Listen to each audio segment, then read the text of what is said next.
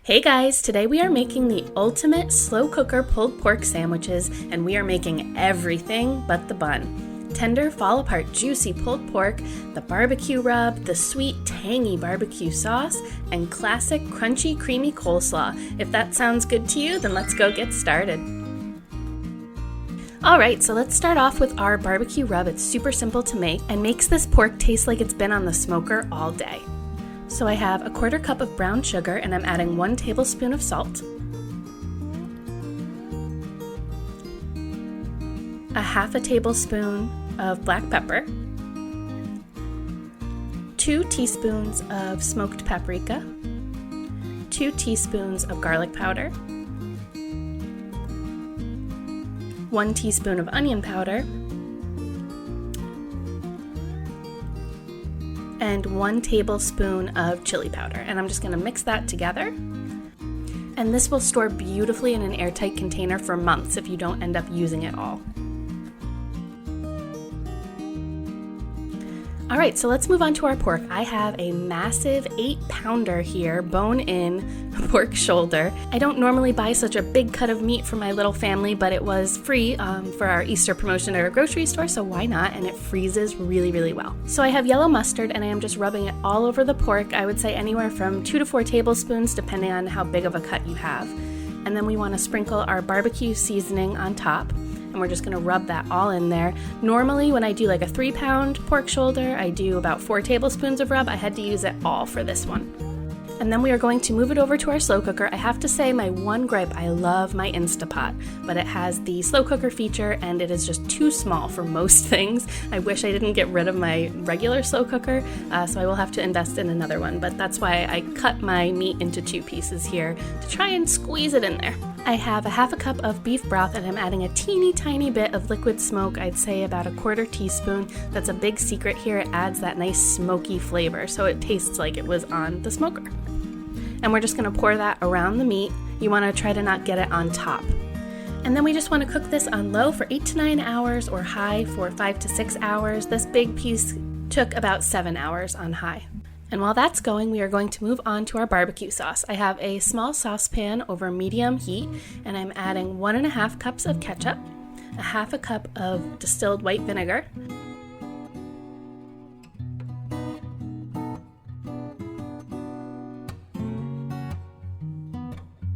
a 1/4 cup of Worcestershire sauce, 3/4 of a cup of brown sugar,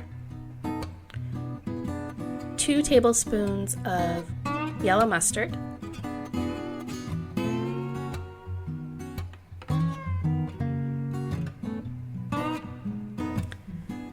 2 teaspoons of garlic powder,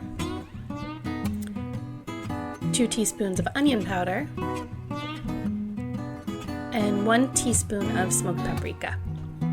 And then we are just going to mix that together and cook it for about 10 to 15 minutes. I just really want to warm it up and dissolve the sugar in there.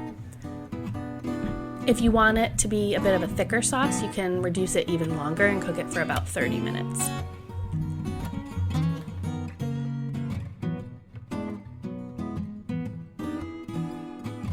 And once that's all done, we'll let it cool and then move it to an airtight container, and that can be stored in the fridge for up to 2 weeks.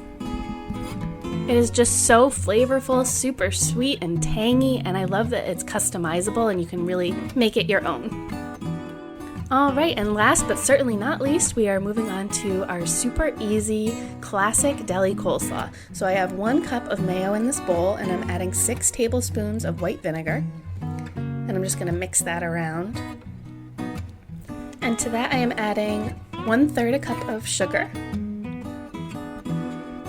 3 teaspoons of salt, and 2 teaspoons of black pepper. And we're just going to give that a mix again. And then we are going to add a 14-ounce bag of shredded coleslaw mix.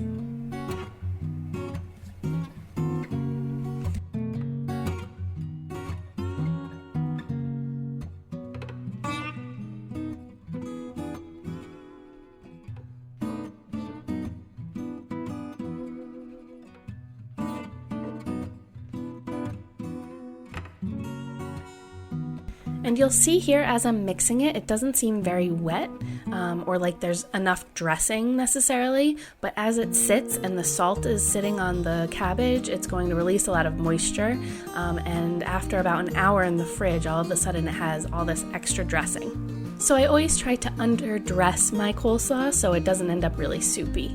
And of course, once it's been sitting in the fridge for about an hour, we need to taste it and make sure all the seasonings are right. And as you can tell by my happy dance there, it is perfect. So now checking on our pulled pork, look at how tender and fall off the bone this is. It is so incredibly juicy and full of flavor.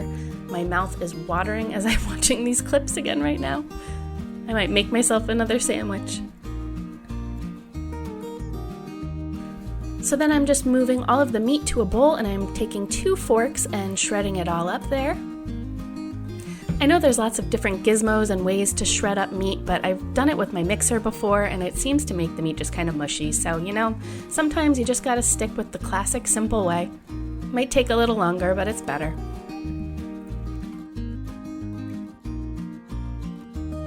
So when I wasn't filming, I actually took all of the juice that was in the slow cooker and I used a fine mesh strainer and just strained out all of the little bits. And what I'm going to do here is take about half a cup of that juice and put it back in the bottom of the slow cooker. And then we're going to add our shredded pork back in. And the juice is just going to help keep some moisture in there.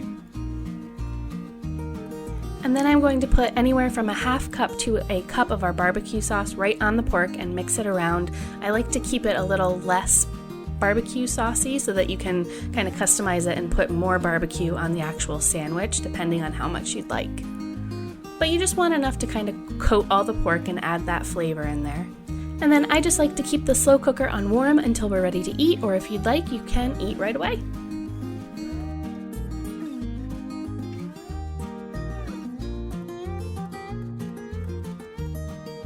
So let's assemble these babies. I've got a nice Kaiser roll here, and I am adding a good bit of that beautiful pork on there.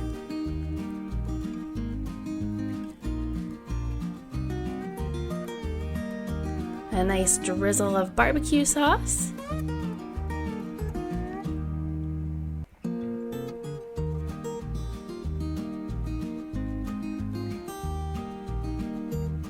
And a nice scoop of coleslaw. And there you have it, the ultimate slow cooker pulled pork sandwiches. I really hope you had fun coming along with me and making this today. I love making my own spice blends and barbecue sauces, and it's super simple to do, so I hope you enjoyed seeing that. And if you did, please be sure to like the video and subscribe to see some more good recipes in the future. We'll see you next time. Thank you so much for watching. Bye.